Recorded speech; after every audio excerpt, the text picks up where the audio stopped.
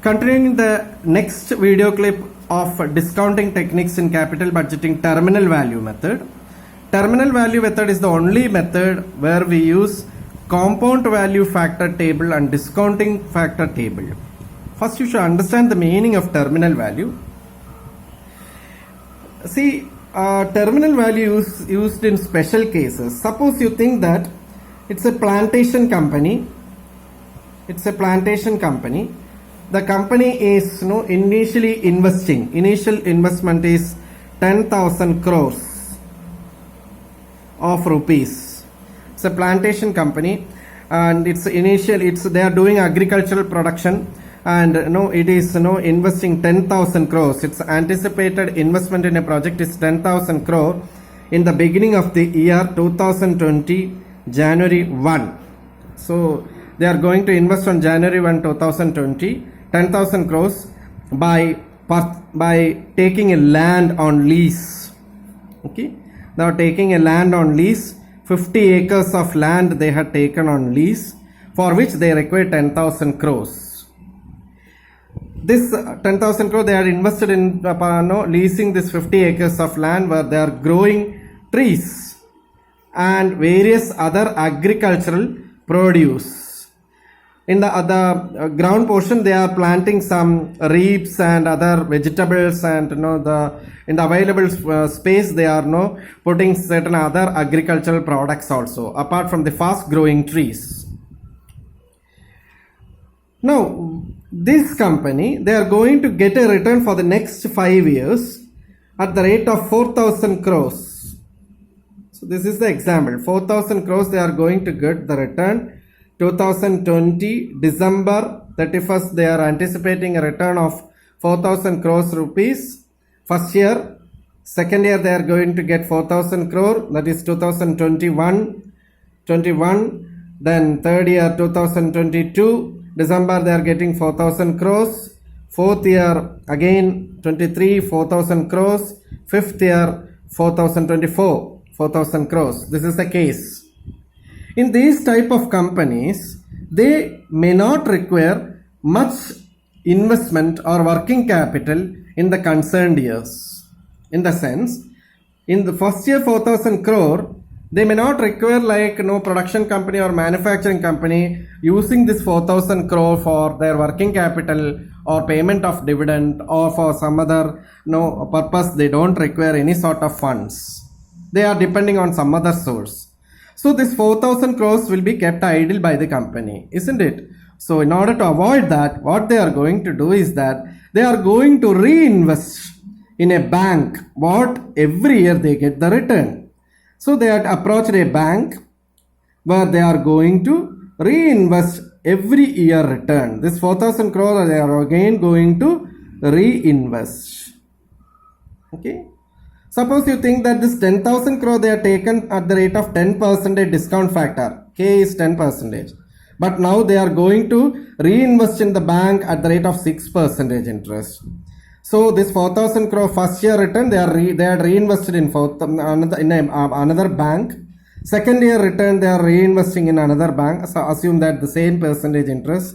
Third year return the interest rate changes. They are going to return at the rate interest.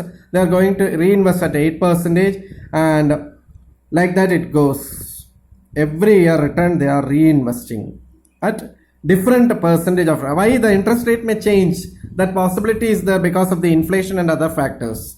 Maybe the bank may be the same, but interest rate varies.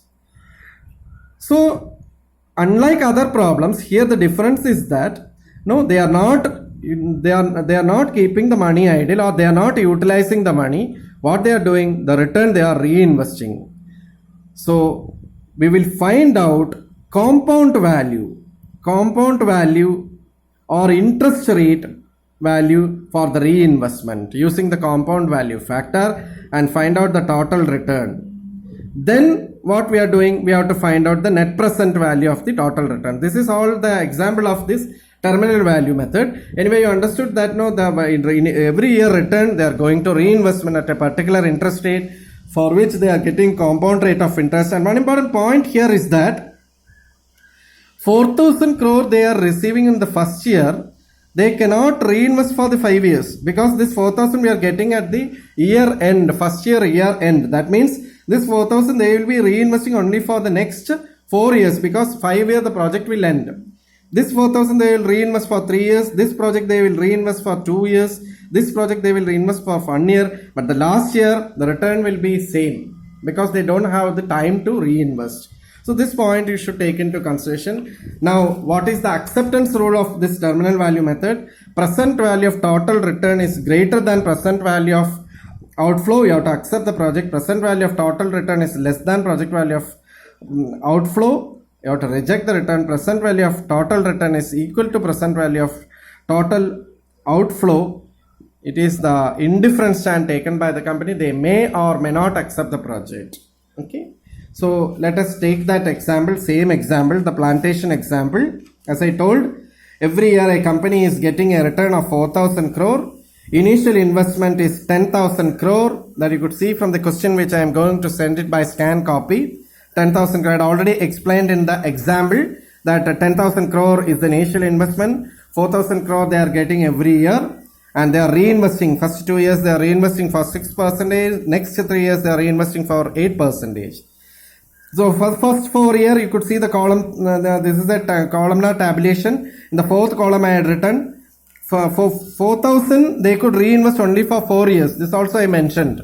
4,000 they are reinvesting for 4 years.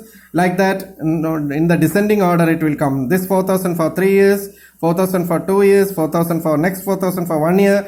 And the last 4,000 you will receive only at the end of the year, which we cannot reinvest. So, as we are reinvesting, we have to take the interest factor. That is why we are using from the IM Pandey textbook, we are using the table compound value of rupee 1.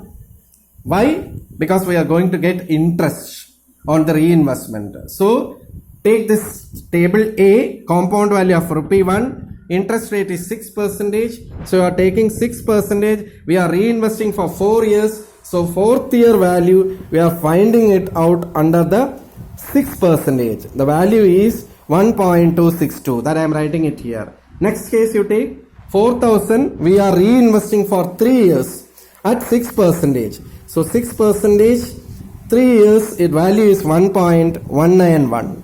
Next case you see 4,000. We are reinvesting for 8% interest. So take 8% interest. It is for 2 years we are investing 8%. The interest rate is 1.166. I am putting it here. Next is 8% interest for 1 year. 8% for 1 year at compound value of rupee 1. The compound value factor is 1.080. I am putting it here. And the last year there is no change in the rupee value. So it is 1 itself. Like that we are finding the compound value factor, and the last column is, that is total compounded value. That is reinvestment into compound value factor. That is column 2 into column 5 is column 6. Like that we are finding out the return. What it indicates? 4,000 reinvested at 6% for 4 years. Along with interest we got 5,048. Like that every return it increases because we are reinvesting. 4,000 we are reinvested for 3 years at 6% interest. Taking the compound value factor we got for 4,764. And in the third year onwards we got at the rate of 8% interest for 2 years 4,664. Like that we will find out the total compounded value for each year. This is the total return. So even though the investment return is 4,000 crores every year, which came 20,000 crores, when reinvested at different percentage of interest, the return or cash inflow increased. You see, that is the advantage of terminal value. This is the terminal value. That is, instead of money utilizing, the return utilizing for different purposes, what we are doing without using it, we are reinvesting in another avenue and earning more return. So we got more return, 27,796. Now going to step 2. This 22,796 is the total return which we get after 5 years. That we have to convert it into the present value at the existing discounting factor. So what we are going to do, we have to convert it into the present value. So we have to use present value table here.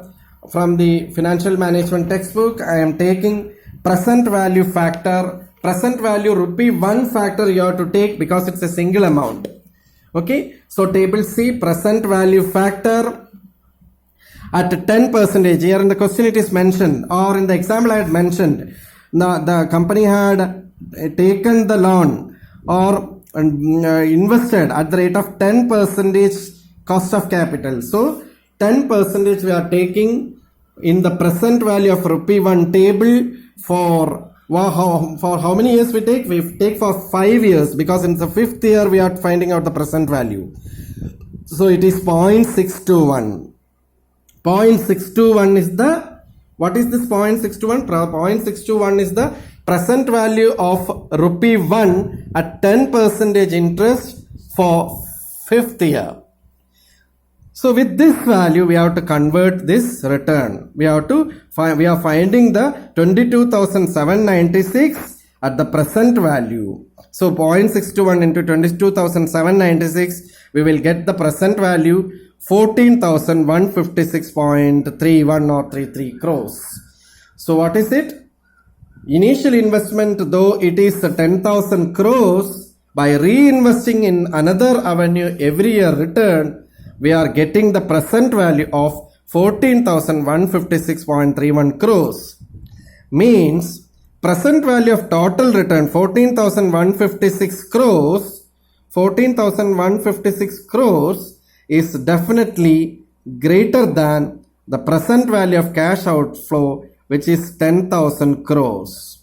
See, cash initial investment was 10,000 crore, but when we reinvested, we got a total return that we converted into present value. We got the return 14,156, which is greater than the present value of cash outflow. So what we have to do? We have to accept the project. So this is all about terminal value method. Thank you.